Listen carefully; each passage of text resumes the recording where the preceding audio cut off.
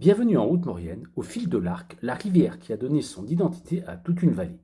L'Arc prend sa source à près de 2770 mètres d'altitude, au pied des glaciers des Lévanas, au-dessus du hameau de l'Écho, sur la commune de Bonneval-sur-Arc. Après un parcours de 127 km, il rejoint l'Isère à Chamousset, après avoir traversé toute la Maurienne.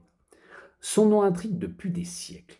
Les textes médiévaux le mentionnent sous les formes Archi ou Arcus.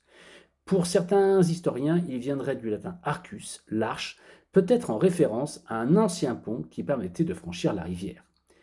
D'autres y voient un nom beaucoup plus ancien, d'origine prélatine, hérité des premiers peuples installés dans les Alpes.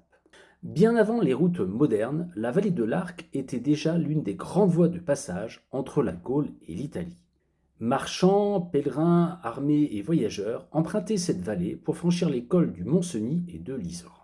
Plus tard, la célèbre route du sel, puis les diligences, le chemin de fer et aujourd'hui l'autoroute et le tunnel du Fréjus suivront naturellement le même itinéraire, celui tracé depuis des millénaires par la rivière.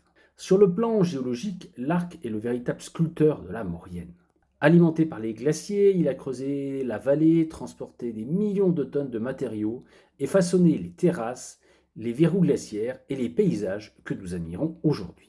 Ces crues, parfois redoutables, ont d'ailleurs peut-être donné leur nom à la Maurienne, que certains font dériver du latin malus rivus, le mauvais ruisseau. Enfin, la tradition raconte qu'en remontant vers Bonneval-sur-Arc, on pénètre dans un pays où les légendes sont aussi vivantes que les montagnes. La plus célèbre est celle du village disparu de Faudan, englouti, dit-on, pour avoir oublié les valeurs de solidarité et d'hospitalité. Voilà, c'est au fil de cette nouvelle série que je vous invite à découvrir le cours de cette rivière qui est l'Arc. Car en remontant ou en descendant, ce n'est pas seulement un cours d'eau que l'on découvre, c'est toute l'histoire, le patrimoine et l'âme de la Haute-Maurienne.